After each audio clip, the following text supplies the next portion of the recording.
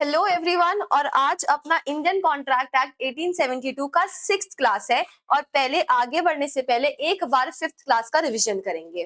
तो कल अपने लास्ट क्लास अपने legality of object and legal capacity पढ़े थे, ठीक है।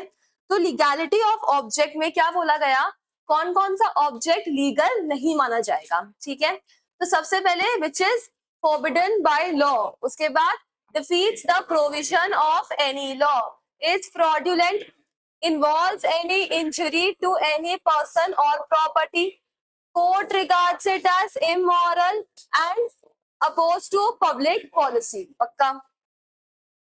अच्छा, अपोज टू पब्लिक पॉलिसी में भी कुछ कुछ अपने पढ़े थे कि कौन कौन सा क्या बोलते हैं, कौन कौन सा agreements are oppose to public policy, ठीक है। सबसे पहले ट्रेडिंग विद द एनिमी, फिर स्टिफलिंग प्रोसिक्यूशन, उसके बाद मेंटेनेंस एंड चैम्पर्टी, फिर मैरिज कॉन्ट्रैक्ट्स था और लास्ट में trafficking of public offices and titles. पक्का। फिर वॉइड अग्रीमेंट्स, वॉइड अग्रीमेंट्स हम लोग बात कर लिए थे। काम का चीज क्या था, वेजरिंग अग्रीमेंट, ठीक है। वेजरिंग का एसेंशियल्स बताओगे मेरे को। सबसे पहले there must be a promise, there must be a promise to pay money और मनी इज वर्थ, ठीक है। And promise must be conditional on the event happening और not happening. Event must be uncertain. There must be two parties and each party must stand to win or lose. And last में parties should have no interest in the event except for the stake. ठीक।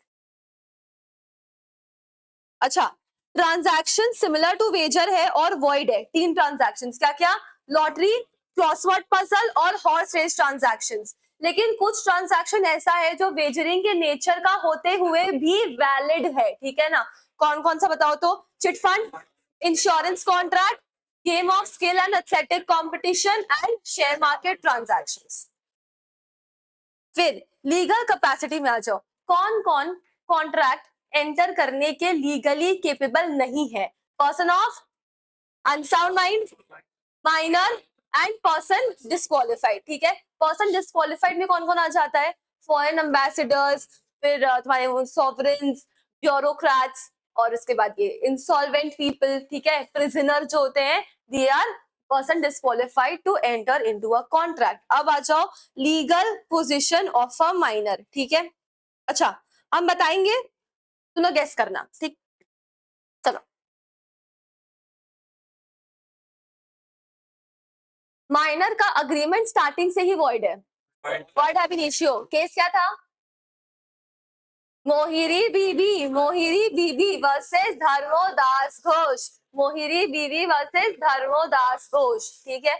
Minor के साथ जब agreement किए तब वो valid invalid था, क्या उसके मेजर होने पे वैलिड हो जाएगा क्या, नहीं, यानी कि नो रैटिफिकेशन। पक्का।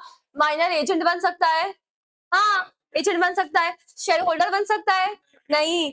इंसॉल्वेंट डिक्लेयर कर सकते हैं उसको, नहीं, ठीक है। क्या माइनर का गार्जियन माइनर का शादी रोक सकता है, हाँ हाँ रोक, कभी तो समझाए थे बाबू। माइनर का गार्जियन माइनर का शादी रोक सकता है, ठीक है। अच्छा, क्या माइनर का गार्जियन माइनर के बिहाफ में कॉन्ट्रैक्ट एंटर कर सकता है क्या, हाँ, केवल वही कॉन्ट्रैक्ट जो माइनर के बेनिफिट के लिए होगा। पक्का, केवल वही कॉन्ट्रैक्ट जो माइनर के बेनिफिट के लिए होगा। क्या गार्जियन माइनर की नेसेसरीज के लिए लायबल है क्या, नहीं, ठीक है, क्योंकि माइनर खुद ही लायबल है फॉर नेसेसरीज। अब नेसेसरीज को दो कैटेगरी में बांटो, नेसेसरीज में एक आता है नेसेसिटीज और एक आता है other things which depend upon the standard of living of the minor. Necessities में क्या क्या आएगा, फूड, क्लोथिंग, शेल्टर, एजुकेशन, रोटी कपड़ा मकान और एजुकेशन। पक्का क्या। अच्छा, माइनर से जबरदस्ती कोई काम करा लोगे क्या, नहीं, क्या था ये पॉइंट, नो स्पेसिफिक परफॉर्मेंस, ठीक है। माइनर का जो गारंटी लेता है यानी कि श्योरिटी, वो लायबल होगा क्या, हाँ। क्या एक बच्चा का गारंटी बच्चा ले सकता है क्या, नहीं, surety must be a major person, ठीक है। अच्छा, क्या माइनर को पार्टनरशिप में एडमिट कर सकते हैं फॉर बेनिफिट्स, हाँ। क्या माइनर किसी कॉन्ट्रैक्ट का बेनिफिशियरी बन सकता है क्या, हाँ बन सकता है, क्लियर है, ठीक है। अच्छा, माइनर किसके लिए लायबल है, टॉर्ट्स, टॉर्ट्स के लिए लायबल है। माइनर टॉर्ट्स के लिए लायबल है विच इज सिविल रॉन्ग, ठीक है। तो माइनर को अगर कोर्ट ले भी गए, माइनर को अगर कोर्ट ले भी गए तो क्या वो वहां से भी बच सकता है क्या, हाँ, बाय प्लीडिंग माइनॉरिटी। पक्का? ठीक है। अच्छा, ये मोहिनी बीवी वर्सेस धर्मोदास घोष प्लीज याद रखना, ठीक है, एग्जाम में आया हुआ है। अगर माइनर से क्वेश्चन आता है तो ये वाला तो आता ही आता है। आओ आ जाओ, फ्री कंसेंट स्टार्ट करते हैं आज का क्लास। तेरी की फ्री कंसेंट, ठीक है। अच्छा, पहला बात तो फ्री कंसेंट होना चाहिए। कॉन्ट्रैक्ट में दोनों पार्टीज का मर्जी होना चाहिए, लेकिन अगर फ्री कंसेंट नहीं है तो कॉन्ट्रैक्ट क्या हो जाएगा? Valid, void, voidable. क्या होगा? वॉइडेबल होगा। यानी अगर कॉन्ट्रैक्ट वॉइडेबल है तो इसका मतलब क्या होता है? That it is enforceable eight the option of the aggrieved party and contract is voidable in 4 cases. क्या क्या बोले तो? coercion, undue influence, fraud and misrepresentation. Section 15, 16, 17, 18. पक्का? ठीक है, चलो।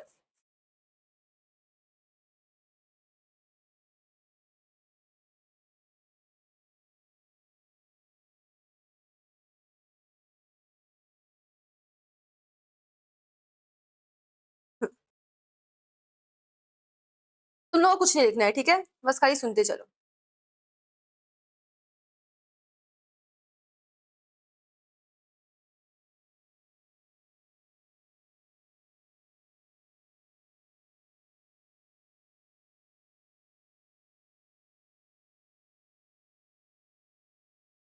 देखो, डेफिनेशन सीखेंगे, टेक्निकल डेफिनेशन है।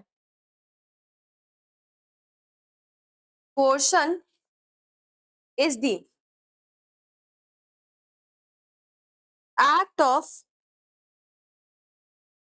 committing or threatening to commit any act forbidden by the Indian Penal Code or unlawful detaining or threatening to detain any property, prejudice of any person। और खत्म ही नहीं रहा डेफिनेशन। क्या लिखे बताओ तो? Portion is the act of committing or threatening to commit any act forbidden by the Indian Penal Code or unlawful detaining or threatening to detain any property, prejudice of any person with the intention of causing such person to enter into an agreement। ठीक है, खत्म हो गया definition. सुनो, 5 minute time तो एकदम याद हो जाएगा। थ्रेटनिंग का मतलब क्या होता है? धमकाना। करेक्ट है, ठीक है। अच्छा, तो कोर्शन क्या है? कोर्शन में बेसिकली फिजिकल प्रेशर या फिजिकल हार्म यूज किया जा रहा है। या तो फिजिकल प्रेशर ऑलरेडी यूज कर चुके हैं या फिजिकल फोर्स यूज करने का धमकी दे रहे हैं। करेक्ट है। तो कोर्शन क्या है? It is the act of committing, यानी कर रहे हैं। थ्रेटनिंग टू कमिट, यानी करने का धमकी दे रहे हैं। क्या? Any act forbidden by the Indian penal code. Indian penal code में क्या लिखा रहता है? इंडियन पीनल कोड में सारा का सारा क्राइम का लिस्ट दिया हुआ रहता है। कभी अगर हिंदी पिक्चर देखे होगे तो सुने होगे आईपीसी धारा 323 के अंदर, आईपीसी धारा 348 के अंदर। ये आईपीसी क्या है? इंडियन पीनल कोड है, ठीक है ना, जहाँ पे सारे जो जितने भी क्राइम्स होते हैं ना, वो सब क्राइम्स और उनका पूरा पेनल्टीज यानी कि पनिशमेंट लिखा हुआ है। पीनल मतलब क्या होता है? Penalty. Penal comes from the word penalty. Correct. तो इंडियन पीनल कोड, ठीक है। क्राइम मतलब, अरे कॉन्ट्रैक्ट साइन नहीं किए तो किडनैप कर लेंगे, साइन नहीं किए तो मर्डर कर देंगे, ये वाला बात, ठीक है। अच्छा, और अनलॉफुल डिटेनिंग। डिटेनिंग का मतलब क्या होता है? किसी चीज को डिटेन करना, मतलब करेक्ट करेक्ट करेक्ट, कैदी बना के रखना, ठीक है। अनलॉफुल डिटेनिंग और थ्रेटनिंग टू डिटेन, या तो कैदी बना चुके हैं या कैदी बनाने का धमकी दे रहे हैं। अब कैदी तो किसी इंसान को ही बनाया जा सकता है और कैदी तो किसी का प्रॉपर्टी भी हड़प लिया जा सकता है, ठीक है। कॉन्ट्रैक्ट अगर साइन नहीं करते तो जबरदस्ती जमीन छीन लेंगे तुम्हारा। घर अगर तुम नहीं बेचोगे, जमीन खाली नहीं करोगे तो तुम्हारा घर जबरदस्ती कब्जा कर लेंगे, ठीक है। और अगर तुम कॉन्ट्रैक्ट साइन नहीं किए तो तुम्हारी बेटी को किडनैप कर लेंगे या तुम्हारी बहन को किडनैप कर लेंगे। सारा हिंदी पिक्चर में ये तो प्लॉट होता है, साउथ इंडियन मूवीज में, कि अगर कोई साइन नहीं करा था, जमीन नहीं बेच रहा था तो उठा लिए, यही तो होता है। तो वही चल रहा है यहाँ पे, ठीक है। एनी प्रॉपर्टी, एनी प्रॉपर्टी, अब वो चाहे क्या बोलते हैं, अब वो चाहे मूवेबल हो चाहे वो इमूवेबल हो, ठीक है। Prejudice of any person, prejudice मतलब ये प्रॉपर्टी अगर कब्जा कर लिए ना तो सामने वाले को तकलीफ होगा उससे, मतलब वो प्रॉपर्टी उसके दिल के बहुत करीब है, तभी तो वो प्रेशर में आके कॉन्ट्रैक्ट साइन करेगा ना, ठीक है। प्रेजुडिस ऑफ एनी पर्सन, अच्छा ये सब इतना राम कहानी क्यों कर रहे हैं, क्योंकि हम चाहते हैं कि सामने वाला प्रेशर में आके वो कॉन्ट्रैक्ट साइन करना नहीं चाहता है पर फिर भी उसको करना पड़ेगा, करेक्ट है। With the intention of causing such person to enter into an agreement, clear हुआ। तो हर एक जगह में फिजिकल फोर्स दिखा कि नहीं दिखा, दिखा, ठीक है। क्राइम कमिट कर रहे हो तो उसमें भी फिजिकल फोर्स लगता है, कैदी कब्जा कर रहे हो किसी प्रॉपर्टी पे या किसी को कैदी बना रहे हो तो उसमें भी फिजिकल फोर्स लगता है, करेक्ट है क्या, पक्का। तो डेफिनेशन क्या बना, question is the act of committing or threatening to commit any act forbidden by the Indian Penal Code or unlawful detaining or threatening to detain any property, prejudice of any person with the intention of causing such person to enter into an agreement, ठीक है।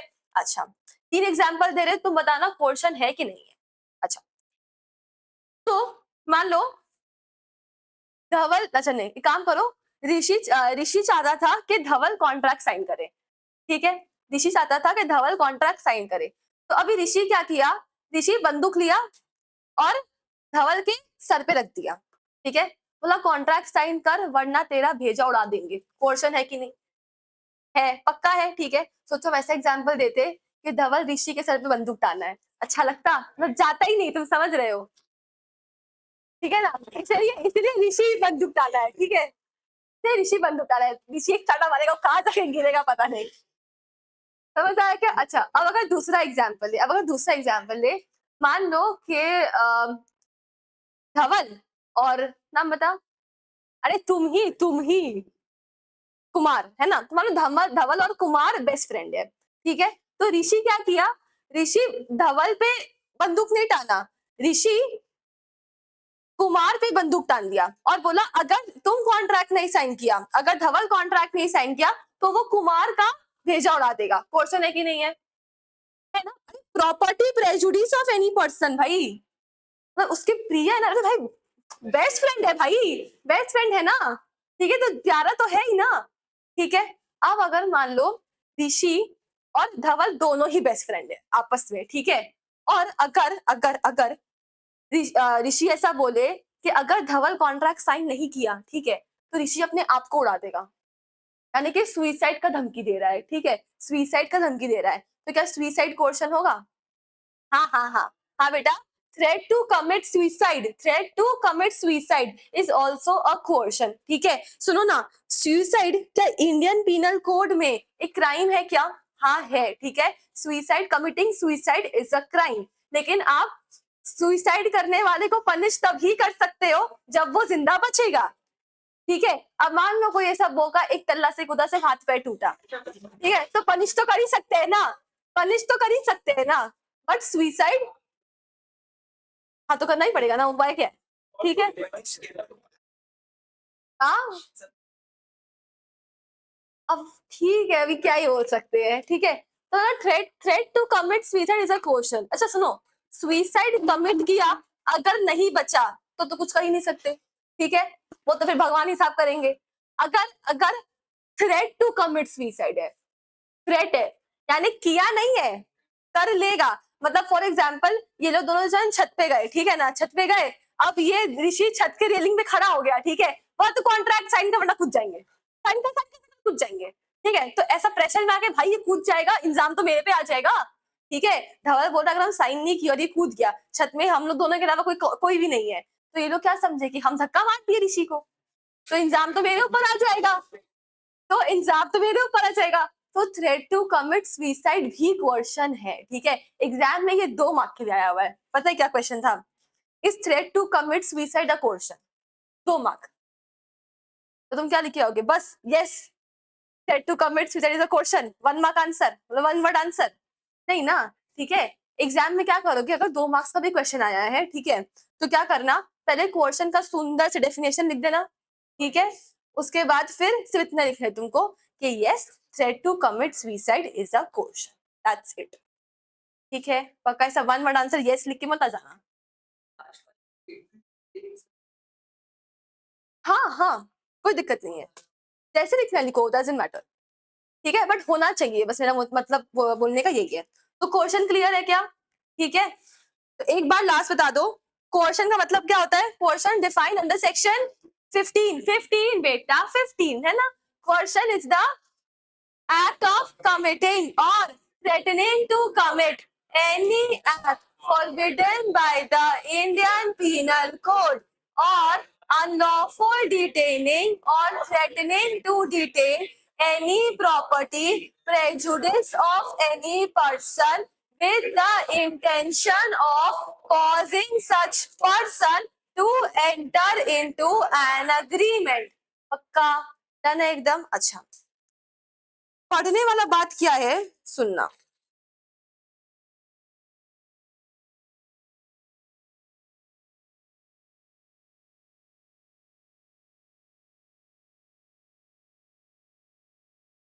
देखो, coercion is the committing or threatening to commit any act forbidden by the Indian Penal Code or unlawful detaining or threatening to detain any property, prejudice of any person with the intention of causing such person to enter into an agreement. As it is definition learn कर लिया हम लोग। अगर essential ingredients लिखने के लिए आएगा, अगर एसेंशियल इंग्रेडिएंट्स लिखने के लिए आया, essential ingredients of question, point number 1 2 3 पढ़ो तो एक बार, सेम है, डेफिनेशन कोई तोड़ तोड़ के लिख दिया पॉइंट में, ठीक है। अब एक बार एग्जांपल में आओ, देखो, suicide being forbidden by the Indian Penal Code and that is why threat to commit suicide is coercion, ठीक है क्या? क्योंकि suicide is an offence, is a crime या फॉरबिडन है अंडर इंडियन पिनल कोड, इसीलिए suicide, threat to commit suicide is a coercion. पक्का क्या? ठीक है, अच्छा, ये इंपॉर्टेंट है, इफेक्ट ऑफ कोर्शन। एक तो हम लोग जानते ही है, कोर्शन माने, कोर्शन कब होता है? जब फ्री कंसेंट नहीं होगा, तो अगर फ्री कंसेंट नहीं है तो कॉन्ट्रैक्ट क्या है? वॉइडेबल है, ठीक है। तो पहला पॉइंट ये हो गया, contract induced by coercion is voidable, ठीक है, eight the option of aggrieved party, correct. दूसरा क्या है देखो, a person to whom money has been paid or anything is delivered under coercion must repay or return it। मतलब जैसे अगर coercion में कॉन्ट्रैक्ट वॉइडेबल हो गया तो अग्रीव्ड पार्टी के पास ऑप्शन है कि वो कॉन्ट्रैक्ट एनफोर्स कर भी सकता है और कैंसल भी कर सकता है, ठीक है। अगर वो कैंसल कर देता है कॉन्ट्रैक्ट, अगर वो कैंसल कर देता है कॉन्ट्रैक्ट, तो उससे जो कॉन्ट्रैक्ट के टाइम पे जोर जबरदस्ती साइन करवाया गया था, तो हो सकता है कोई पैसा लिया हो उससे या कोई प्रॉपर्टी उसका ले लिया हो जबरदस्ती, तो अगर कॉन्ट्रैक्ट कैंसिल हो गया है ना, तो जो भी जबरदस्ती लेके गए थे वो सब लौटाना पड़ेगा, ठीक है, रिटर्न करना पड़ेगा। यानी कि कॉन्ट्रैक्ट अगर कोर्शन से साइन हुआ है तो आपको कोर्शन की वजह से जो भी बेनिफिट मिला था आउट ऑफ द कॉन्ट्रैक्ट, वो बेनिफिट आपको वापस सामने वाले को रिटर्न करना पड़ेगा, यानी बेनिफिट जो है वो अग्रीव्ड पार्टी को रिटर्न करना पड़ेगा। पक्का क्या? ठीक है, श्योर एकदम? अच्छा, ओके, अब आते हैं अनड्यू इन्फ्लुएंस पे। Question complete.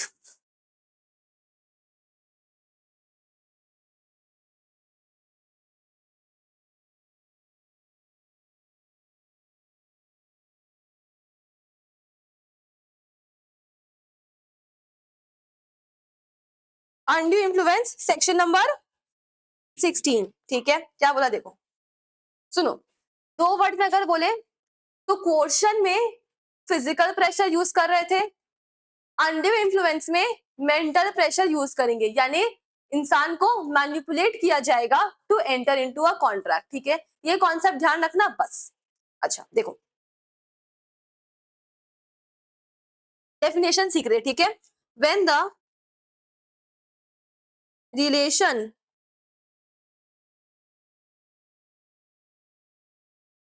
subsisting between the parties is such that one party is in a position to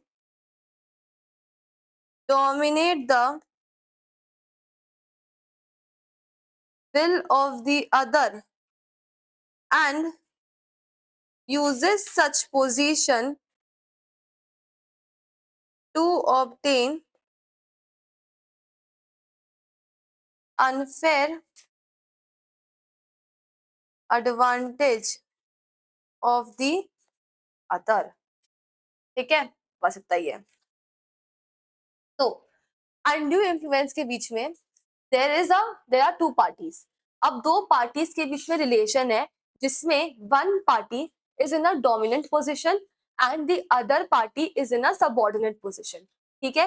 यानी कि डोमिनेंट पार्टी अगर कुछ भी बोलेगा तो वो सबऑर्डिनेट पार्टी पे अपना प्रेशर क्रिएट कर सकता है और उसका डिसीजन को मैनिपुलेट कर सकता है, कर ही सकता है, ठीक है। अच्छा, मान लो ऐसा कौन कौन सा रिलेशंस है जिसमें डोमिनेंट पोजीशन होता ही होता है, ठीक है। For example, relation between a doctor and patient, ठीक है। इसमें डोमिनेंट पार्टी कौन है? डॉक्टर। सबऑर्डिनेट कौन है? पेशेंट, ठीक है। अब ये डॉक्टर चाहे तो पेशेंट को मैनिपुलेट कर ही सकता है। कैसे कर सकता है? मान लो पेशेंट गया सिर्फ एक फीवर का लेके, ठीक है, सिर्फ फीवर था, फीवर को लेके गया। अब डॉक्टर बोला ठीक है फीवर है, 50 ठो टेस्ट का नाम दे दिया कि ये करा लो, अपने मेरे ही हॉस्पिटल में करा लो, तो बिल बढ़ गया पेशेंट का, ठीक है। और अगर पेशेंट बोले कि एक बुखार ही तो है, इतना टेस्ट कराने का क्या जरूरत है, तो डॉक्टर बोल सकता है ना कि हम तो लिख दिए, अब अगर तुम नहीं कराए और बाद में कुछ हो गया तो हम पर ब्लेम मत डालना, बोल सकता है। इससे क्या होगा, पेशेंट का माइंड एक बार के लिए प्रेशर में आ जाएगा और जहां वो डिसाइड किया था कि इतना टेस्ट हम नहीं कराएंगे, अब वो मैनिपुलेट हो गया और उसको फिर टेस्टिंग करवाना पड़ेगा। यानी कि डॉक्टर ने अपने पोजीशन का फायदा उठाया to obtain an unfair advantage of the patient. Dominant position पे होना गलत बात नहीं है, तो यही बात हो गया ना कि डॉक्टर बनना ही गलत बात हो गया। नहीं, डोमिनेंट पोजीशन पे होना गलत बात नहीं है, या डोमिनेंट पोजीशन पे होना ही अनड्यू इन्फ्लुएंस नहीं है, पर उस पोजीशन का फायदा उठाना इज अनड्यू इन्फ्लुएंस, ठीक है। आज डोमिनेंट पोजीशन पे तो होंगे ही होंगे, ठीक है, बट उस पोजीशन का फायदा उठाना इज अनड्यू इन्फ्लुएंस, ठीक है। अब जैसे मान लो फॉर एग्जाम्पल, क्या हुआ, कुछ हुआ? जैसे मान लो फॉर एग्जाम्पल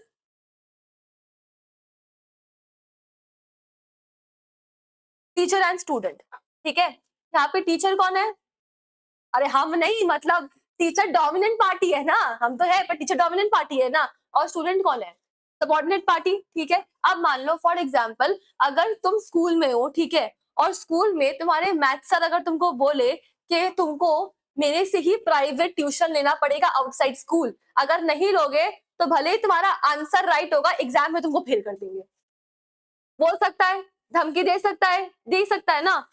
तो यहाँ पे टीचर डोमिनेंट पोजीशन पे तो है ही, बट टीचर ने अपने पोजीशन का फायदा उठाया और सामने वाले के पोजीशन का मिसयूज किया, करेक्ट क्या? तो ये खराब बात है, इसी को अनड्यू इन्फ्लुएंस बोलते हैं, पक्का। उसके बाद सुनो, एक और एग्जांपल है। जैसे मान लो सॉलिसिटर और उसका क्लाइंट, ठीक है। सॉलिसिटर और उसका क्लाइंट, सॉलिसिटर माने कौन होता है? लॉयर, ठीक है। लॉयर और उसका क्लाइंट, अब क्लाइंट तो अपना सारा बात जाके अपने लॉयर को बताता ही है ना, बताता है ना, ठीक है ना। और वो बताता इस उम्मीद में है कि सामने वाला उसको कोई सोल्यूशन देगा उसके प्रॉब्लम का। करेक्ट है, ठीक है। तो यहाँ पे डोमिनेंट पोजीशन पे कौन है? लॉयर है, ठीक है। और पार्टी जो क्लाइंट है उसका वो सबॉर्डिनेट पार्टी है। करेक्ट है क्या? अब अगर लॉयर अपने पोजीशन का फायदा उठाए और क्लाइंट को ऐसा बोले कि अगर तुम मेरा फीस नहीं बढ़ाए ना, हम तुम्हारा इंफॉर्मेशन लीक कर देंगे, कर ही सकता है, बड़ा बात नहीं है, कर ही सकता है। तो यहाँ पे भी डोमिनेंट पोजीशन पे होना गलत बात नहीं है, पर उसका फायदा उठा के आप सामने वाले की पोजीशन का, वल्नरेबिलिटी का मिसयूज कर रहे हैं। करेक्ट है। ठीक वैसे ही जो पंडित और उसका डीटी होता है, ठीक है। अब पंडित जी कोई भी ले लो तुम, नॉर्मल ऐसा जो पूजा वूजा कराते हैं वो पंडित जी, या एस्ट्रोलॉजर हो गया, न्यूरोलॉजर हो गया, कोई भी हो गया, ठीक है। और डीटी कौन? उसका भक्त। करेक्ट है। अभी अगर, अच्छा तुम अगर 500 रुपया दो, बोलोगे कि मम्मी 500 चाहिए, मम्मी नहीं देगी, 4 सवाल पूछेगी देने से पहले, ठीक है। यही अगर पंडित जी बोलेंगे कि 500 रुपया, अब 1000 एक दे दीजिए, मानो 10,000 दे दीजिए, ठीक है, दान करना है, मम्मी 1 सेकंड में देगी, बिना कुछ पूछे। देगी कि नहीं? ठीक है ना, देगी नहीं कि नहीं? तो यहाँ पे पंडित जी कौन हुए? और पंडित जी कौन से पोजीशन में है? डोमिनेंट पोजीशन पे है, ठीक है। तो वो अपना बात बोल के सामने वाले को मैनिपुलेट कर सकते हैं और अपना बात मनवा सकते हैं, चाहे तो उसके पोजीशन का या उसके वल्नरेबिलिटी का फायदा भी उठा ही सकते हैं। करेक्ट है कि नहीं? पक्का क्या? ये सारा ये सारा सिचुएशन ऐसा है जहां पे dominant position is deemed to exist, ठीक है। डोमिनेंट पोजीशन में होना itself is not undue influence, पर उस पोजीशन का मिसयूज करना इज अनड्यू इन्फ्लुएंस। करेक्ट है क्या? ठीक है। अगर मान लो ऐसा है, ठीक है ना, कि एक टीचर है, ठीक है, उसकी एक तो डॉटर है, ठीक है। अब एक लड़का उसका स्टूडेंट है, ठीक है। और टीचर को ये स्टूडेंट बहुत जेन्युइनली पसंद है, लड़का अच्छा है, ठीक है। तो टीचर उस लड़के को बोलती है कि तुम लोग जब बड़े हो जाओगे, ठीक है, तुम और मेरी डॉटर जब बड़े हो जाओगे, तो अगर if everything is okay, then you guys should get married, ठीक है। अब बताओ, यहाँ पे टीचर डोमिनेंट पोजीशन पे है क्या? हाँ, डोमिनेंट पोजीशन पे तो है ही, पर क्या उसने अपने पोजीशन का मिसयूज करके अनड्यू इन्फ्लुएंस किया है कि नहीं किया है? नहीं किया है। अबे अनड्यू इन्फ्लुएंस का मिसयूज कब होता? जब जोर जबरदस्ती धमकी देके शादी करा रही होती, नहीं ना। यहाँ पे तो वो बस प्रपोज की है एक बात, कि when you guys grow old together and if everything is turns out to be fine, then you should get married, इतना ही तो बोल दी है। करेक्ट। यहाँ पे there is no abuse of dominant position, ठीक है। पक्का है क्या? एकदम clear?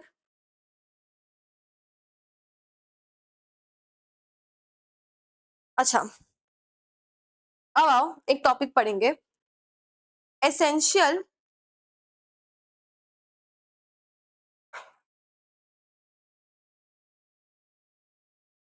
Ingredients of dominant position, sorry, under influence.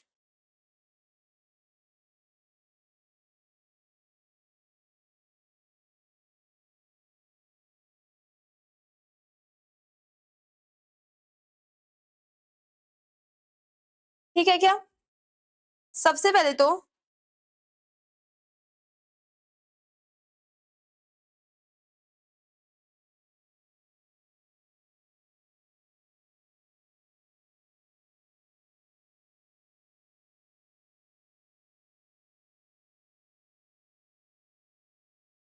There must be a relation between the parties, ठीक है।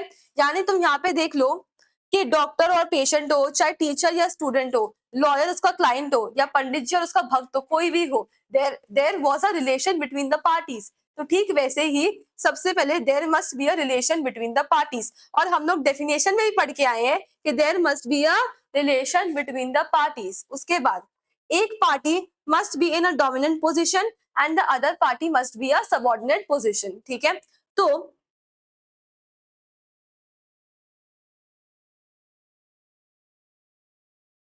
There must be a dominant position, there must be a dominant position, ठीक है। अब कुछ केसेस ऐसा है जहां पे dominant position is deemed to exist, ठीक है। क्या केसेस है? सबसे पहले जहां पे आता है real and apparent authority, real and apparent authority, जहां पे आप डायरेक्टली एस्टैब्लिश कर सकते हैं कि there is a dominant position, मतलब डोमिनेंट पार्टी सबऑर्डिनेट पार्टी पे डायरेक्ट कंट्रोल रखता है। फॉर एग्जांपल बाप बेटा, for example teacher student, for example employer employee, यहाँ पे, हाँ यहाँ पे पार्टीज डायरेक्टली एक को कंट्रोल करता है। क्लियर है क्या? फिर एक होता है फिड्यूशरी रिलेशनशिप। फिड्यूशरी रिलेशनशिप का मतलब होता है contract which is built on trust and confidence, ठीक है। और ट्रस्ट एंड कॉन्फिडेंस पे तुम देख लो, लॉयर और उसका क्लाइंट हो गया, ठीक है, पंडित जी और उसका भक्त हो गया।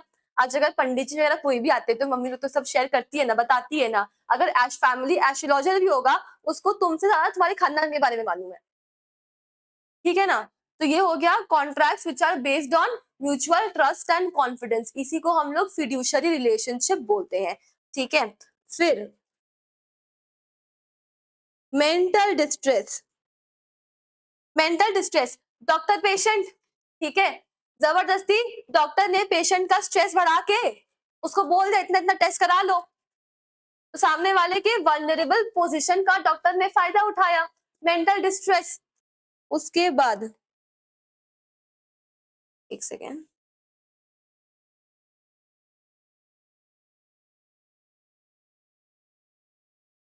अनकॉन्शनेबल बार्गेन्स। अनकॉन्शनेबल बार्गेन्स का मतलब ये होता है कि जहां पे terms and conditions of a contract are unreasonable, मतलब बार्गेन करने लायक ही नहीं है, नेगोशिएट करने लायक ही नहीं है। फॉर एग्जाम्पल, अगर मान लो हम जमींदार और फार्मर का बात करें, ठीक है, तो जमींदार is in a dominant position and farmer is subordinate. Clear है क्या? अभी अगर फार्मर जमींदार से लोन लेने के लिए जाएगा और जमींदार को पता है कि वो इतना ज्यादा पैसा रिपेमेंट एक बार में नहीं कर पाएगा, और वो बोले जमींदार कि हम तुमसे ब्याज वसूलेंगे 12% पर एनम नहीं, पर मंथ। तो 12% पर मंथ कोई ब्याज होता है क्या? इंटरेस्ट होता है क्या? नहीं, पूरा साल का इंटरेस्ट चल रहा है, अभी 6 to 7% चल रहा है, ठीक है, लोन पे इंटरेस्ट। तो ये बोल रहा है 12% पर मंथ लेगा। यहाँ पे क्या कर रहा है जमींदार? एक तो पहला बात, जो टर्म्स एंड कंडीशंस है वो तो अनरीजनेबल है, 12% पर मंथ का टर्म कंडीशन जो है लोन का वो तो अनरीजनेबल है, और नेगोशिएट करने लायक है क्या? नेगोशिएट भी करने लायक नहीं है, और जमींदार यहाँ पे अपने डोमिनेंट पोजीशन का फायदा उठाया है। करेक्ट है क्या? ठीक है, अच्छा। तो एसेंशियल इंग्रेडिएंट्स में सबसे पहले देयर मस्ट बी, अरे बोलो बे, there must be relation between the parties. उसके बाद there must be a dominant position. चार केस ऐसा है जहां पे dominant position is deemed to exist. क्या क्या बताओ तो? Real and apparent authority, fiduciary relationship, mental distress and unconscionable bargains. Clear है? अच्छा, अनड्यू इन्फ्लुएंस में, ठीक है, मेन ऑब्जेक्टिव डोमिनेंट पोजीशन में जो पार्टी है उसका मेन ऑब्जेक्टिव क्या होता है? सामने वाले का मिसयूज करना, सामने वाले का अनफेयर एडवांटेज लेना, करेक्ट। तो मेन ऑब्जेक्टिव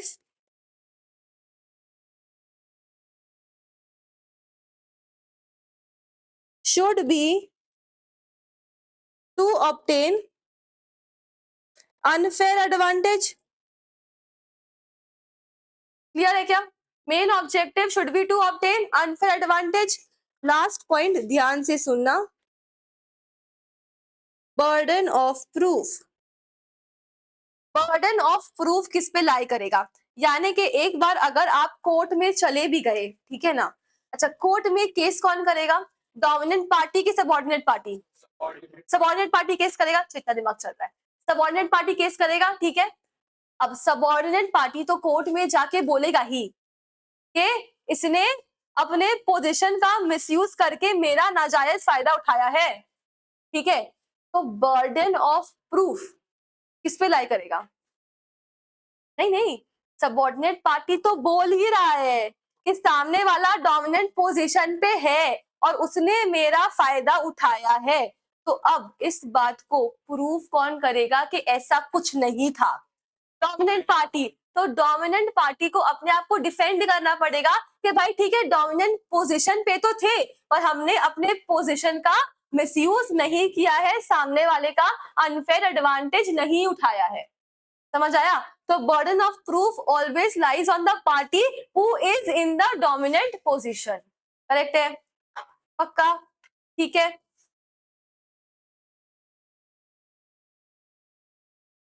तो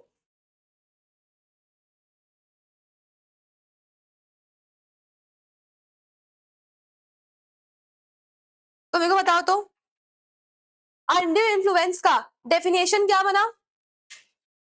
where the relations between the parties is such that one party is in a position to dominate the will of the other and uses that position to obtain unfair advantage of the other. एक बार वापस बोले definition, ठीक है? Under influence section 16, when the relations subsisting between the parties is such, एक minute, subsisting का मतलब क्या होता है? एग्जिस्टिंग, ठीक है ना? दोनों पार्टीज के बीच में ऐसा रिलेशन एग्जिस्ट कर रहा है, दैट इज सबसिस्टिंग। तो वापस एक बार, where the relations subsisting between the parties are such that one party is in a position to dominate the will of the other and uses that position to obtain unfair advantage of the other. पक्का? देख लो एक बार, where the relations subsisting between the parties are such that one of the parties is in a position to dominate the will of the other and he uses that position to obtain unfair advantage of the other. Clear है क्या? अब आ जाओ essential ingredients. Exam में एक बार ये question आया हुआ है, what are the essential ingredients of undue influence? ठीक है, there must be relation between the parties. Correct है क्या? अंदर का एक बार एक्सप्रेशन पढ़ेंगे। एक्टिव का पैसिव नहीं किया हुआ है तो बता दो। एक्टिव का पैसिव किया है, तुमको भी क्या करना है? एक्टिव का पैसिव करना है। अच्छा, position to dominate the will होना चाहिए। सुनो ना, एक बार अपने खुद 4 पॉइंट बोल देते हैं, उसके बाद अपने यहाँ पे पढ़ लेंगे। ठीक है, एक बार बताओ मेरे को। सबसे पहले there must be a relation between the parties, उसके बाद there must be a position to dominate the will. 4 position ऐसा है जहां पे dominant position is deem to exist, मान लेते हैं कि एग्जिस्ट करता ही है। सबसे पहले रियल एंड अपरेंट अथॉरिटी, फिर फिड्यूशरी रिलेशनशिप, उसके बाद मेंटल डिस्ट्रेस एंड फिर अनकॉन्शनेबल बार्गेन्स। उसके बाद में the main objective must be to take unfair advantage and burden of proof किस पे लाई करेगा? On the dominant party. पक्का? देखो, a person is deemed to be in a position to dominate the will of the other in the following circumstances: real and apparent authority, जहां पे master servant आ गया, doctor patient आ गया। Correct है क्या? fiduciary relationship where the contract is of relation is of trust and confidence, जैसे solicitor और उसका client, spiritual गुरु और उसका डिवोटी, है ना? है, हम लोग ये एग्जाम्पल डिस्कस किए थे, यही है। फिर मेंटल डिस्ट्रेस में आओ,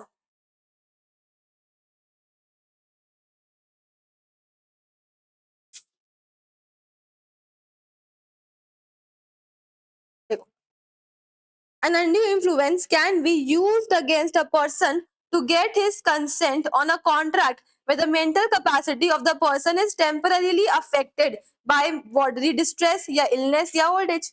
सही बात है। unconscionable bargains,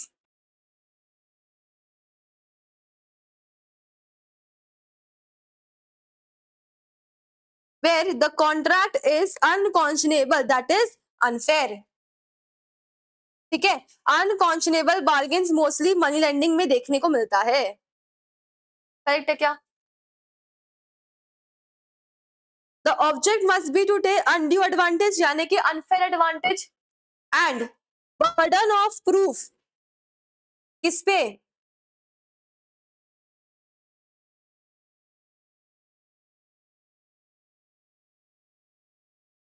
देखो, अच्छा हाँ सुनो, ये बात थोड़ा ध्यान से पढ़ना।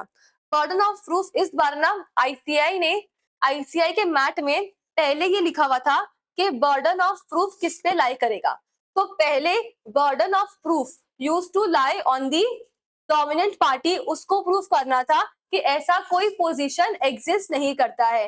लेकिन अब आईसीएआई ने थोड़ा चेंज कर दिया इसको, स्पेसिफिकली इस पॉइंट को। ठीक है, तो मेरे को लगता है कि एग्जाम में आ सकता है। इस पॉइंट को चेंज कर दिया है और चेंज करके बोला है कि अब जो बर्डन ऑफ प्रूफ है ना, वो लाई करेगा सबऑर्डिनेट पार्टी पे। उसको प्रूफ करना पड़ेगा कि सामने वाला डोमिनेंट पोजीशन पे एग्जिस्ट करता है, सामने वाले ने उसके पोजीशन को अब्यूज करके मेरा फायदा उठाया है, और तीसरा कि जो कॉन्ट्रैक्ट है वो अनफेयर है। तो ये तीनों बात किसको प्रूफ करना पड़ेगा? सबऑर्डिनेट पार्टी को प्रूफ करना पड़ेगा जो सामने वाले पे इल्जाम लगा रहा है। ठीक है, देखो, when a party to a contract decides to avoid the contract on the ground of undue influence, he has to prove that the other party is in a position to dominate the will. The other party actually used his position to obtain his consent and the transaction is unfair. ठीक है क्या? ये ICI का change हुआ है इस बार।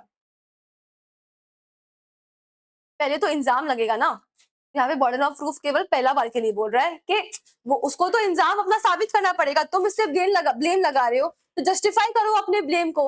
अब सामने वाला डिफेंसिव में तो उसको देना ही पड़ेगा रिप्लाई। ठीक है, तो सुनो, सबऑर्डिनेट पार्टी को तीन बातें प्रूफ करनी पड़ेंगी। क्या? सबसे पहले that the other party is in the dominant position, he has used his dominant position and the transaction is unfair. ठीक है, अब आ जाओ same effect of undue influence. जैसे अपने इफेक्ट ऑफ पोर्शन पढ़ के आए थे ना, ठीक वैसे ही इफेक्ट ऑफ अनड्यू इन्फ्लुएंस है। तो क्या ही इफेक्ट है? पहला बात तो कॉन्ट्रैक्ट वॉइडेबल है, और दूसरा जो भी बेनिफिट आपको कॉन्ट्रैक्ट से मिला था वो बेनिफिट आपको रिटर्न बैक करना पड़ेगा। बस देखो, the agreement is voidable at the option of the party whose consent was so caused, यानी कि aggrieved party, and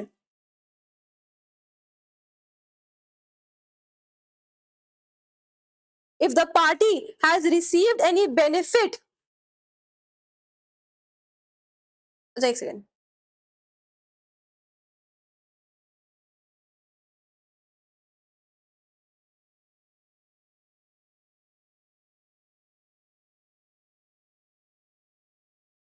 or if the party who has entitled to avoid it,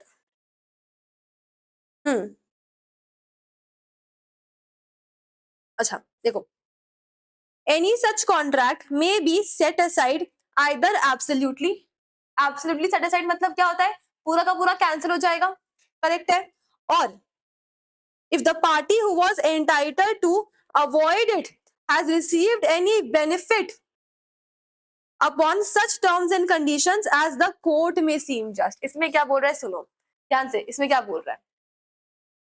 या तो पूरा का पूरा कॉन्ट्रैक्ट कैंसिल कर सकते हैं, ठीक है, और अगर अग्रीव्ड पार्टी को ही कोई बेनिफिट मिला है आउट ऑफ द कॉन्ट्रैक्ट, ठीक है, ऐसे बेनिफिट किसको होना चाहिए था? डोमिनेंट पार्टी को। लेकिन डोमिनेंट पार्टी के साथ साथ में सबऑर्डिनेट पार्टी को भी बेनिफिट हुआ है, ठीक है। तो अगर सबऑर्डिनेट पार्टी यानी कि अग्रीव्ड पार्टी को भी कोई बेनिफिट मिला है ना, तो फिर कॉन्ट्रैक्ट को एब्सोल्युटली पूरा कैंसिल करना है या आधा कैंसिल करना है, वो कौन डिसाइड करेगा? कोर्ट डिसाइड करेगा। क्लियर है? कौन डिसाइड करेगा? कोर्ट डिसाइड करेगा। क्लियर है क्या? ध्यान से, एकदम ध्यान से। कोर्शन में और अनड्यू इन्फ्लुएंस के इफेक्ट में क्या डिफरेंस है? इफेक्ट माने कि अगर contract is caused by coercion और अनड्यू इन्फ्लुएंस तो उनका अंजाम क्या होगा? पहला दो पॉइंट तो सेम है कि contract is voidable at the option of aggrieved party. Coercion में बोल रहा है कि अगर कोई बेनिफिट मिला है तो रिटर्न बैक कर दो। अनड्यू इन्फ्लुएंस में उल्टा बोल रहा है। क्या बोल रहा है? पहला तो या तो एब्सोल्युटली पूरा कैंसिल होगा, क्योंकि अग्रीव्ड पार्टी चूज कर सकता है कि हम पूरा कैंसिल करेंगे कॉन्ट्रैक्ट, अगर चूज कर दिया तो कैंसिल करना है, अगर अग्रीव्ड पार्टी को भी कोई बेनिफिट मिला है आउट ऑफ द कॉन्ट्रैक्ट, तब वो कॉन्ट्रैक्ट पार्शियली कैंसिल होगा कि कितना कैंसिल होगा या कॉन्ट्रैक्ट के साथ क्या होगा, वो कौन डिसाइड करेगा? कोर्ट डिसाइड करेगा। क्लियर है? ठीक है। अब कोर्ट क्या डिसाइड करेगा? डिपेंड्स ऑन कैसा केस आता है उसके पास में, उसके अकॉर्डिंग। क्लियर है क्या? श्योर, एकदम श्योर। ठीक है। अच्छा, अनड्यू इन्फ्लुएंस कंप्लीट।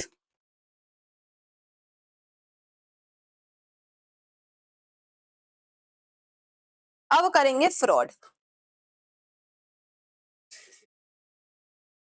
फ्रॉड करेंगे नहीं, मतलब फ्रॉड पढ़ेंगे। Sorry,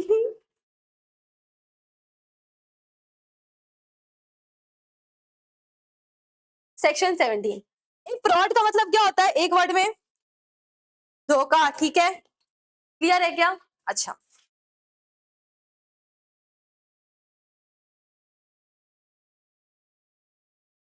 fraud means and includes, fraud means and includes। अच्छा, फ्रॉड करेगा कौन?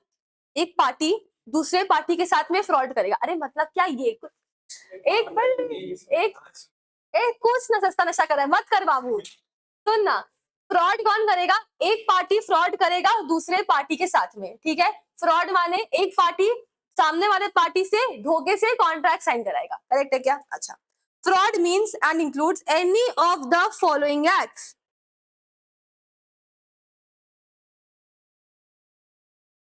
committed by a party to a contract with an intention to deceive। intention to deceive माने धोखा, धोखे के, धोखे के what? धोखेबाजी के इरादे से। Guys what is wrong? ठीक है ना? With an intention to deceive, उसका मोटिव क्या था? हमेशा से धोखा देने का मोटिव था। ठीक है, with an intention to deceive the other party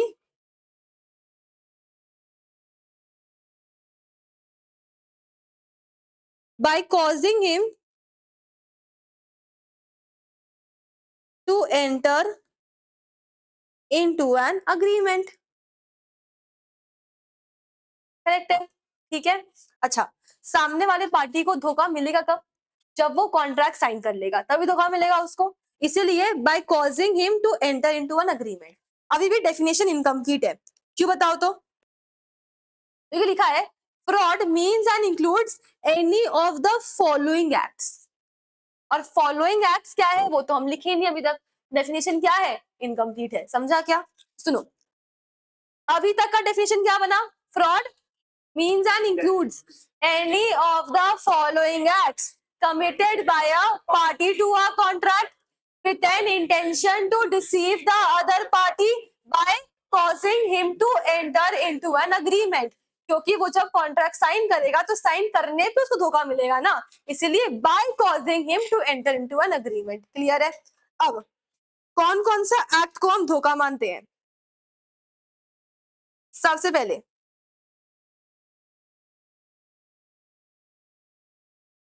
suggestion of a fact which is not true। suggestion of a fact which is not true मतलब suggestion of a fact which is not true मतलब अबे झूठ बोल रहा है और क्या, झूठ बोल रहा है। ठीक है, suggestion of a fact which is not true by one who does not believes it to be true। मतलब उसको पता है कि जो वो बोल रहा है वो सच नहीं है, फिर भी वो बोल रहा है। मतलब इन शॉर्ट झूठ बोल रहा है, जानबूझ के झूठ बोल रहा है। करेक्ट है क्या? ठीक है, तो सबसे पहले क्या था? Suggestion of a fact which is not true by one who does not believes it to be true. अच्छा, झूठ बोलना तो फ्रॉड है ही, झूठ बोलना फ्रॉड है ही, पर बोला कि हम झूठ कहाँ बोले, हम तो सच छुपाए। तो सच छुपाना भी फ्रॉड है, ठीक है। इसी को बोलते हैं active concealment of fact. Concealment मतलब छुपाना, कंसीलमेंट मतलब छुपाना। अरे कंसीलर होता है ना, छुपाते ही तो है, तो कंसीलमेंट मतलब क्या होता है, छुपाना, correct. Active concealment of fact. अब third point,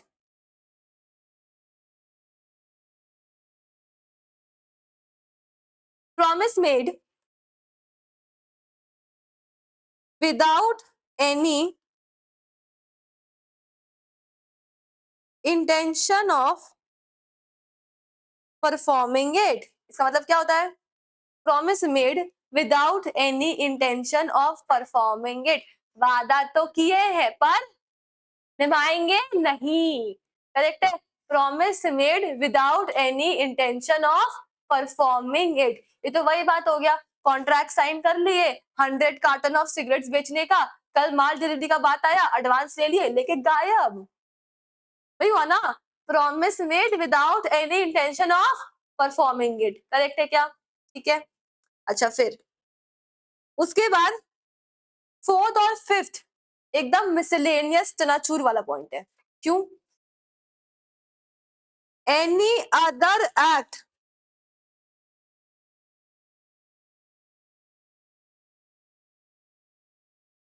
any other act fitted to deceive, यानी कोई भी ऐसा कांड जिसको आप धोखा बोल सकते हो, या फिर any other act considered as fraudulent under any law, ठीक है। कोई भी और कानून में कहीं पे भी कोई ऐसा चीज जिसको फ्रॉड बोला गया है उसको भी इस पॉइंट में इंक्लूड किया जाएगा। दोनों क्या है, मिसलेनियस पॉइंट है एकदम से, ठीक है, क्लियर है। मेरे को बताओ फ्रॉड का डेफिनेशन। सबसे पहले fraud means and includes any of the following acts committed by a party to the contract with an intention to deceive the other party by causing that person to enter into an agreement। अब following acts बोलेंगे, सबसे पहले suggestion of a fact which is not true by one who does not believes it to be true। फिर active concealment of fact, उसके बाद promise made without the intention of performing it, फिर any other act fitted to deceive, any other act considered as fraudulent under any law. मतलब पहला बात क्या है, पहला बात तो झूठ बोल रहे हैं, दूसरा सच छुपा रहे हैं, तीसरा झूठा वादा किए हैं, चौथा और पांचवा कोई भी और कांड जिसको तुम फ्रॉड बोल सको। क्लियर है, पक्का एकदम। आओ देखते हैं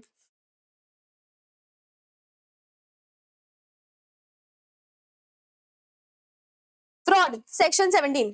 fraud means and includes any of the following acts committed by a party to a contract with an intention to deceive the other party to induce him to enter into a contract। Correct है, देखो suggestion of a fact which is not true by one who does not believes it to be true, active concealment of fact, promise made without any intention of performing it, any other act fitted to deceive, any act as the law declares to be fraudulent। मतलब any other act considered as fraudulent under any law, ठीक है।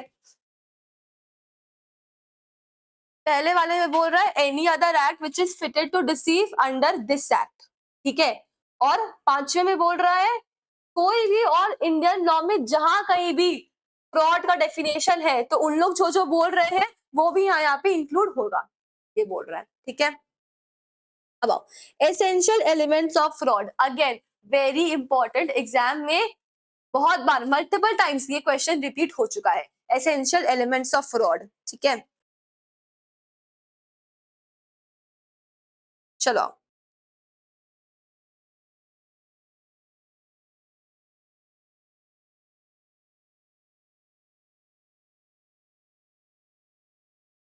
ठीक है, 7 essential elements है। सबसे पहले there must be a representation and it must be false. पढ़ के है ना अपने, तो रिप्रेजेंटेशन था बट गलत ही बोला था, झूठ बोल रहा था बेसिकली, तो there must be representation and it must be false. Clear है? अच्छा, हाउएवर साइलेंस में अमाउंट टू फ्रॉड, ठीक है, silence can also amount to fraud. कैसे? साइलेंस फ्रॉड कब कब होता है? When it is a duty of the person to speak, या फिर where the silence itself is equivalent to speech. ठीक है, ड्यूटी, जब duty of the person to speak कब होता है? व्हेन, मान लो फॉर एग्जांपल इंश्योरेंस कॉन्ट्रैक्ट होता है, या फिर for example there is a contract of trust and confidence, यानी कि यहाँ पे देयर हैज टू बी एक अंडरस्टैंडिंग है कि जो क्लाइंट है वो अपना सारा सच बात लॉयर को बताएगा। क्लियर है? एंड लॉयर कॉन्फिडेंशियलिटी मेंटेन करेगा, लेकिन जहां पे उसको बोलना है वहां तो बोलेगा ना। इंश्योरेंस कॉन्ट्रैक्ट में क्या होता है, जब आप इंश्योरेंस लेने जाते हो तो सामने वाले से क्या एक्सपेक्ट किया जाता है कि वो अपना सारा एकदम ट्रू और करेक्ट डिस्क्लोजर्स दे। क्लियर है? तो वहां पे there is a duty of the person to speak. Silence is equivalent to speech कब होता है? फॉर एग्जाम्पल तुम मार्केट में एक तो कोई भी सामान खरीदने गए और तुमने दुकानदार को बोला कि अगर तुम कुछ नहीं बोले इसके बारे में तो मैं समझ रहा हूँ कि ये एकदम परफेक्ट है, ठीक है, इसमें कुछ भी खराबी नहीं है, और तुम वो सामान घर लेके आए और उसमें कुछ बिगड़ गया, तब तुम वहां पे जब तुम पूछ रहे थे सामने वाले से, दुकानदार से, तब उस बोलना उसका क्या था? ड्यूटी था। वो कुछ नहीं बोला तो उसका silence was as good as he was saying something. This silence was equivalent to speech. समझा क्या? पक्का? एकदम क्लियर है? तो ये दो केस होता है जब silence is treated as fraud. Normally तुम लोग पढ़ के आए थे ना कि mere silence is not acceptance, ठीक है, लेकिन यहाँ पे साइलेंस फ्रॉड कब बन जाएगा? When it is the duty of the person to speak and when silence is equivalent to speech. ठीक है, पक्का है? श्योर? अच्छा, representation must be of a fact, representation must be of a fact. उसके बाद अच्छा, जो आप रिप्रेजेंटेशन करोगे जिससे कॉन्ट्रैक्ट साइन होगा, जिसके बेसिस पे कॉन्ट्रैक्ट साइन होगा, वो कॉन्ट्रैक्ट साइन होने के पहले ही करोगे कि कॉन्ट्रैक्ट साइन होने के बाद करोगे? पहले ही करोगे ना, तभी तो उस पर बिलीव करके सामने वाला कॉन्ट्रैक्ट साइन करेगा। तो देखो, representation should be made before the conclusion of the contract. Correct है? ठीक है, अच्छा, तीन बातें अभी तक आपने सीखी एसेंशियल एलिमेंट्स ऑफ फ्रॉड में। सबसे पहले, there must be a representation and it must be false. There must be a representation and it must be false. Representation must be of a fact. Representation must be of a fact. Representation must be made before the conclusion of the contract. Representation must be made before the conclusion of the contract. तीन point एक बार repeat करो वापस। सबसे पहले, there must be a representation and it must be false. Representation must be made must be related to a fact.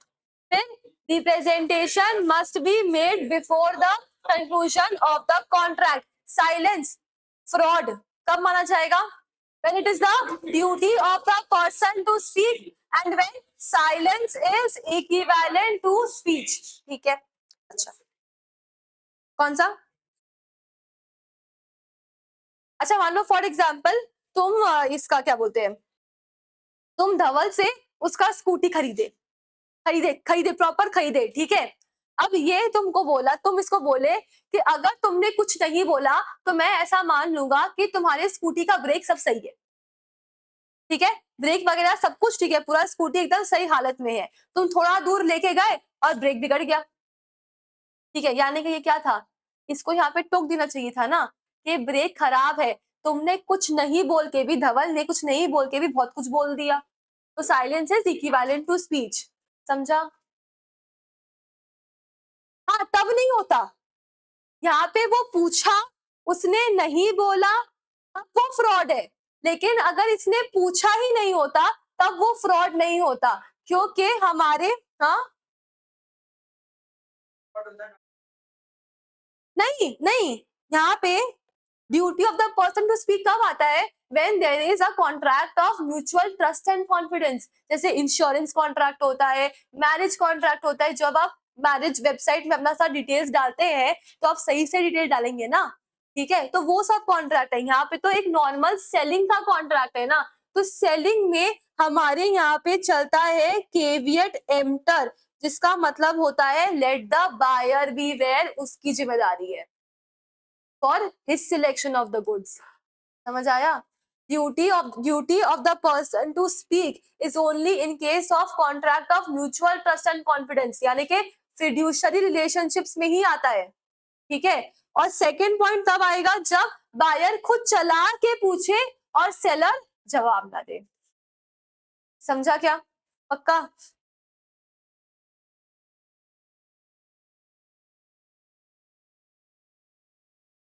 अच्छा सुनो ना,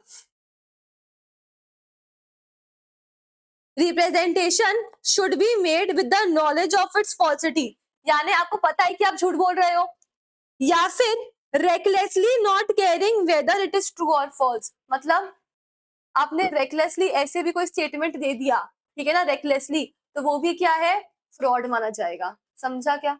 पक्का? ऐसे फॉर एग्जाम्पल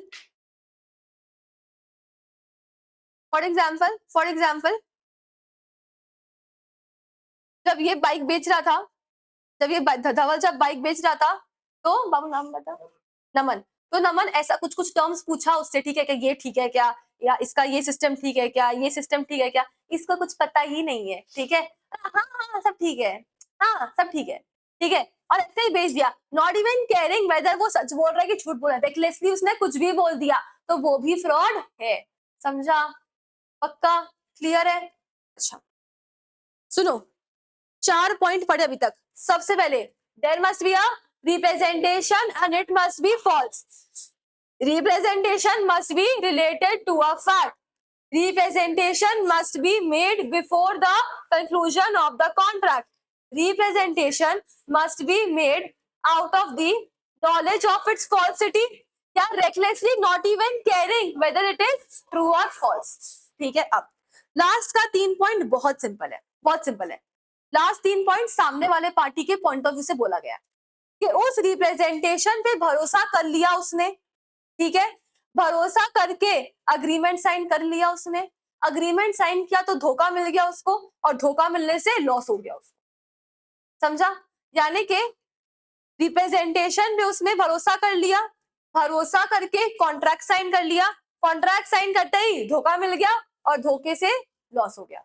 करेक्ट है? देखो, the other party must have been induced to act upon the representation, ठीक है, the other party must have relied upon the representation and has been deceived, the other party has suffered loss।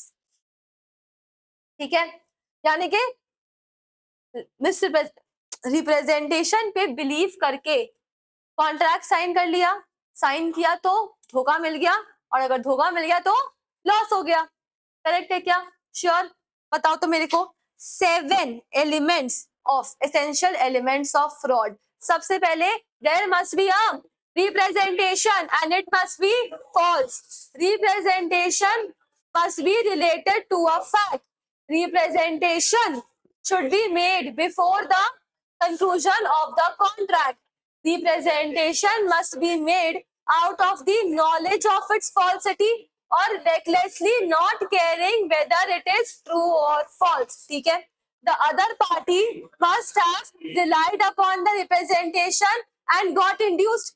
ठीक है, उसके बाद the other party must have relied upon the representation and got deceived and other party has suffered loss। Correct है? पक्का? अच्छा, फिर effect of fraud, effect of fraud important है, ध्यान से रखना। ठीक है, पहला बात तो contract is voidable at the option of aggrieved party, और उसके अलावा he has the following choices. क्या चॉइस है? कॉन्ट्रैक्ट को रेसिंड कर सकता है within reasonable time, he can sue for damages, damages माने कॉम्पनसेशन। अरे सुनो ना, वो ब्रेक खराब था ना, ठीक है, तो जब ब्रेक नहीं लगा तो इसका नमन का एक्सीडेंट हो गया, तो नुकसान हुआ ना उसको, तो नुकसान का भरपाई नहीं मांगेगा, कॉम्पनसेशन मांगेगा ना, तो बस वही डैमेजेस इज कॉम्पनसेशन। ठीक है, उसके अलावा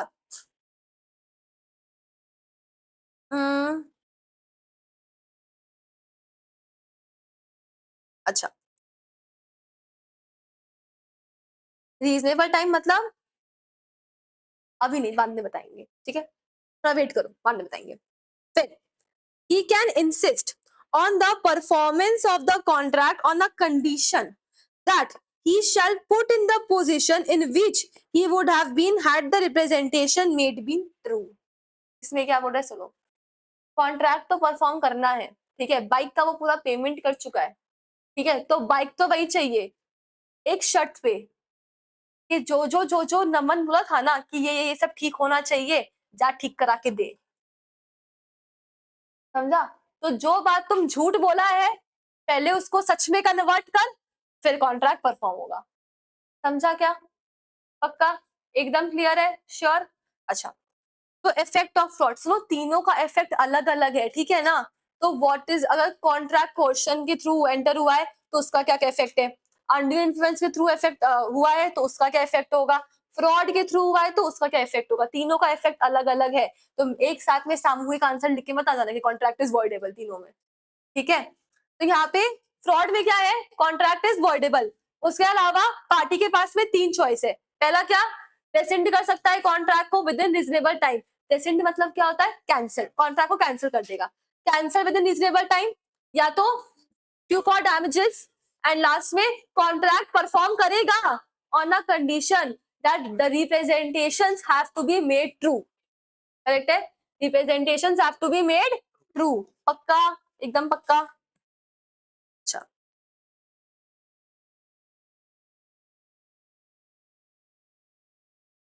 इसका एक्सेप्शन एक बार पढ़ेंगे, ठीक है ना, रुको। अच्छा, मिस रिप्रेजेंटेशन में आओ, सेक्शन 18, ठीक है, देखो।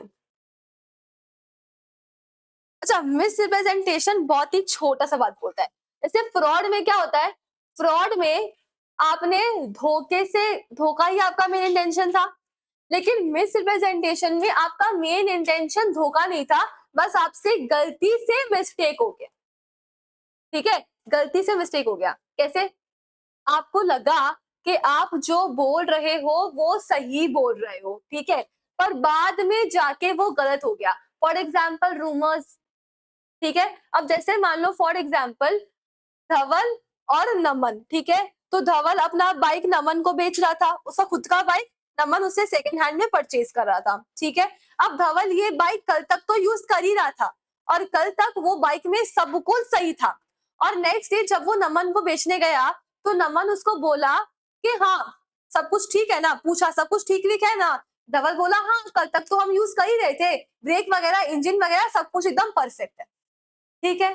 अब क्योंकि नमन ने ऐसा बोला, क्योंकि धवल ने ऐसा बोला कि सब कुछ ठीक है, और उसके ये बिलीफ के वजह से नमन ने उससे बाइक खरीद लिया, करेक्ट है, क्योंकि धवल को ऐसा लगा कि वो जो बोल रहा है वो सच बोल रहा है, and he had reasons to believe कि वो जो बोल रहा है वो सच बोल रहा है, क्योंकि कल तक तो वो बाइक यूज ही कर रहा था, तो उसका भी बोलना जायज है।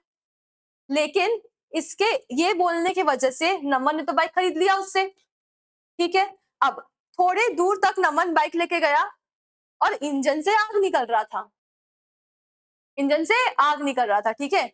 तो यहाँ पे गलती तो धवल का नहीं था ना, क्योंकि कल तक तो बाइक ठीक ही था, ठीक है, लेकिन इसके मिस रिप्रेजेंटेशन की वजह से नमन को तो नुकसान हो गया ना, तो यानी इसके गलती से मिस्टेक की वजह से नमन को नुकसान हो गया, समझा क्या, क्या जानबूझ के नुकसान करवाना था, नहीं, पर गलती से हो गया, इसी को क्या बोलते हैं, मिस रिप्रेजेंटेशन बोलते हैं, समझा क्या। देखो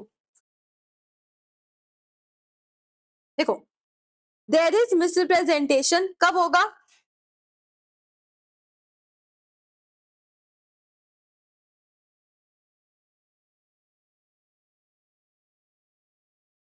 देखो,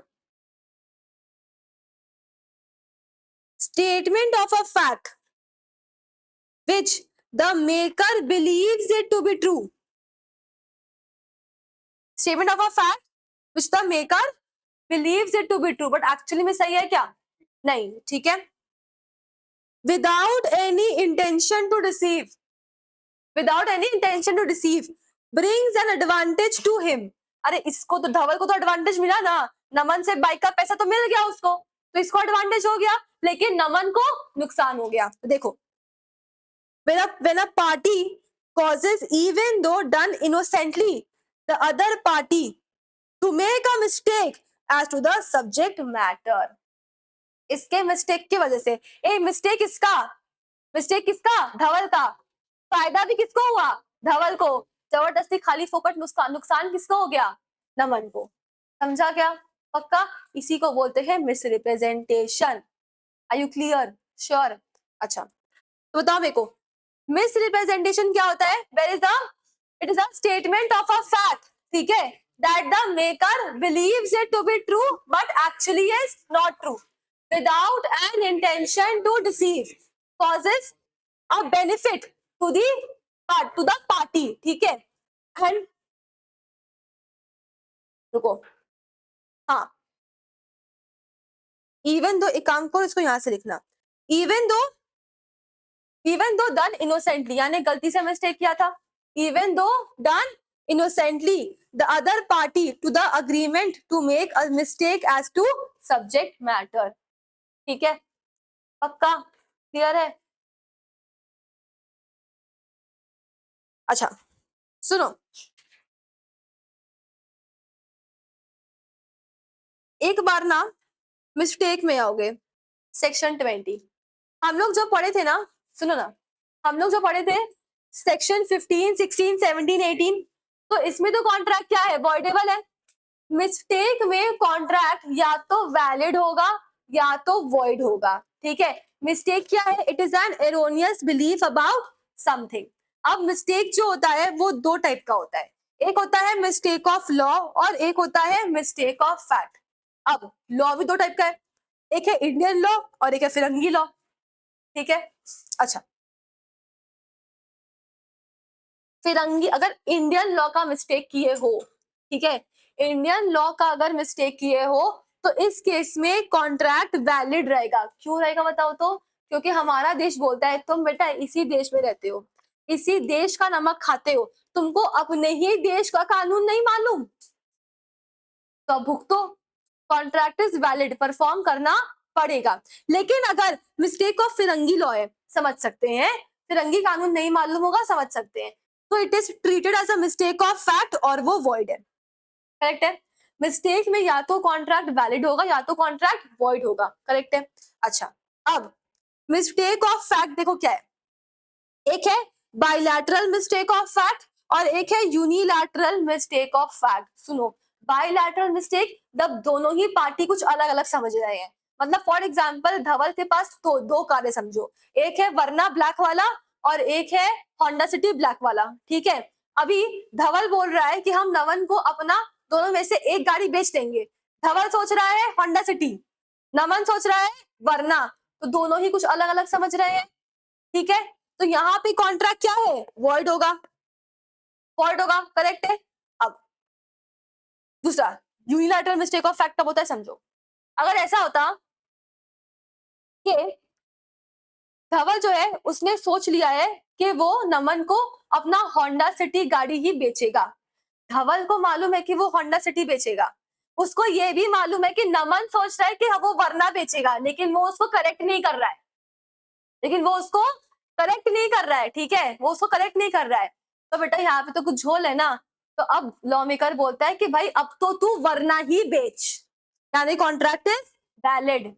अगर तुमको पता था कि सामने वाला पार्टी, एक पार्टी कोई गलत सोच रहा है, तो तुम उसको ठीक कर सकते थे, तुमने ठीक नहीं किया, मतलब तुम्हारे मन में चोर है, अब तो भाई तुम ओरिजिनल कॉन्ट्रैक्ट ही परफॉर्म कर, अब तो तुम वरना ही बेच। समझ आया, पक्का, क्लियर है, एकदम श्योर। तो देखो, मिस्टेक दो टाइप का, mistake of law and mistake of fact. Mistake of law two types, क्या क्या, mistake of Indian law and foreign law. Indian law में contract is valid, foreign law में void, treated as a mistake of fact. अब mistake of fact में दो mistake, bilateral unilateral, bilateral में contract is void और unilateral में valid, clear है, पक्का। अच्छा, एक एक्सेप्शन बाकी था खाली, बहुत मस्त है, सुनो एक बार इधर आ जाओ, कहाँ गया, हाँ ये देखो, एक्सेप्शन, इसको इंपॉर्टेंट मार्क करना, ठीक है। एक्सेप्शन, फॉलोइंग केसेस में कॉन्ट्रैक्ट वॉइडेबल नहीं होगा। कब? If the party whose consent was caused by fraud had the means of discovering the truth with ordinary diligence and a fraud which did not cause the consent of the party to agreement। सुनो क्या हुआ, धवल का एक factory था, ठीक है, और धवल अपना फैक्ट्री नमन को बेच रहा था, क्लियर है। अब नमन उससे पूछा कि मेरा साल में फैक्ट्री में 10,000 यूनिट्स प्रोड्यूस होता है। धवल बोला नमन को कि मेरे फैक्ट्री में साल में 10,000 यूनिट्स प्रोड्यूस होता है, ठीक है। अब नमन ये बात को बिना वेरीफाई किए फैक्ट्री खरीद लिया, ठीक है। बाद में इसको मालूम पड़ा, एक साल बाद उसको मालूम पड़ा कि फैक्ट्री में उसका कैपेसिटी होगा 10,000 यूनिट्स, बट एक्चुअली में प्रोड्यूस होता है 7,000 यूनिट्स ओनली। यानी कि जो नमन है अब धवल पे फ्रॉड का इल्जाम लगा सकता है ना, पर यहाँ पे नहीं लगा पाएगा। क्यों? क्योंकि ये जो फैक्ट धवल ने बोला कि सालाना ईयर में एनुअल प्रोडक्शन 10,000 यूनिट्स होता है, ये बात ऑर्डिनरी डिलीजेंस लगा करके ये फैक्ट को वेरीफाई किया जा सकता था। कैसे? फैक्ट्री का अकाउंट्स देख लेता, यहाँ पे बायर को चौकन्ना रहना चाहिए था, यानी कि केवियट एम्प्टर वाला रूल अप्लाई हो रहा है, बायर को चौकन्ना रहना चाहिए था। यहाँ पे गलती किसके साइड से है? बायर के साइड से है। अब ठीक मान लो ऐसा ही होता बाइक वाले एग्जाम्पल में, ठीक है। अगर बाइक वाले एग्जाम्पल में होता कि धवल जब नमन को बाइक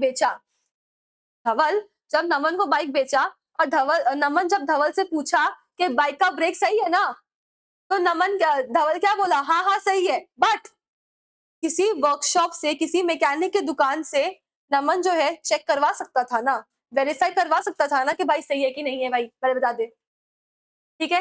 यहाँ पे गलती किसका? नमन का, बाय का गलती। समझा? श्योर है क्या? कौन सा वर्डेबल नहीं हुआ? हाँ नहीं हुआ, ठीक है। यही एक्सेप्शन है। नॉर्मल केस में क्या बोल रहे हैं कि मिसरिप्रेजेंटेशन है, लेकिन जहां पे बायर के पास में या पार्टी के पास में तरीका था, he had a way to use ordinary diligence and verify the fact, और अगर वो नहीं करता है तब वो कॉन्ट्रैक्ट वॉइडेबल नहीं कर सकता। समझ आया क्या? पक्का? अच्छा सुनो, तुम लोग का एक होमवर्क है, difference between coercion and undue influence और difference between fraud and misrepresentation, ठीक है। ये डिफरेंस पढ़ के आओगे, हम नेक्स्ट डे क्लास में डिस्कस करेंगे। पक्का? चलो आज के लिए इतना ही। See you, bye bye, take care.